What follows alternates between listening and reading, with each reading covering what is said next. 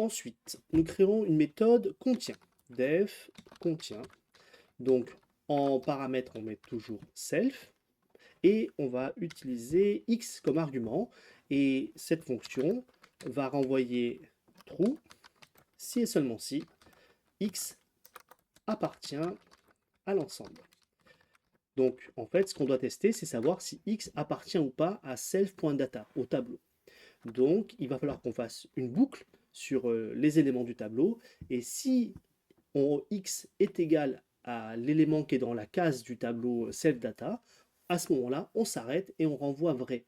Si on arrive à la fin du tableau, qu'on a tout parcouru, on renvoie faux car on n'a rencontré aucun élément du tableau qui est égal à x. Donc, on va dire n égale la longueur de self.data. Donc, on a le nombre d'éléments dans mon ensemble. Et for x, for i in range n, donc pour chaque case de mon tableau, si mon tableau, ma collection, si la ième case de ma collection est égale à x, à ce moment-là, on renvoie le booléen vrai.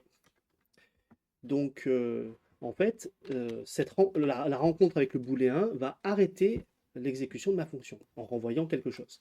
Si on a parcouru toutes les cases du tableau, c'est qu'à aucun moment cette condition a été vérifiée et donc x n'appartient pas à l'ensemble. Dans ce cas-là, on renvoie false, faux.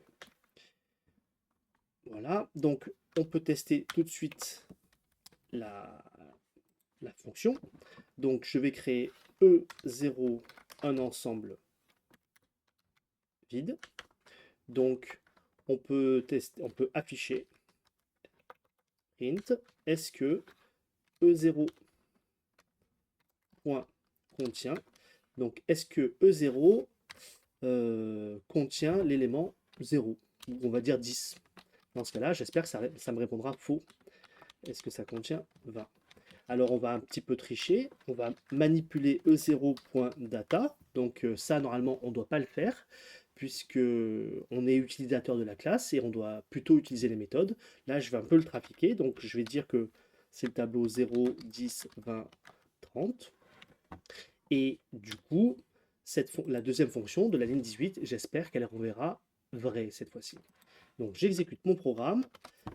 Alors, ici, voilà, j'exécute mon programme et on voit false et true se sont affichés. Donc, je recommence. Donc en fait, 10 n'appartient pas à E0 et quand E0 data c'est ce tableau-là, à ce moment-là, on peut dire que 20 appartient à ce tableau. Donc on peut dire que 30 aussi appartient, on aura aussi un trou ici. Et par contre, si je continue comme ça et que je mets 40, si tout va bien, voilà, on a false. D'accord, donc notre fonction semble être correcte.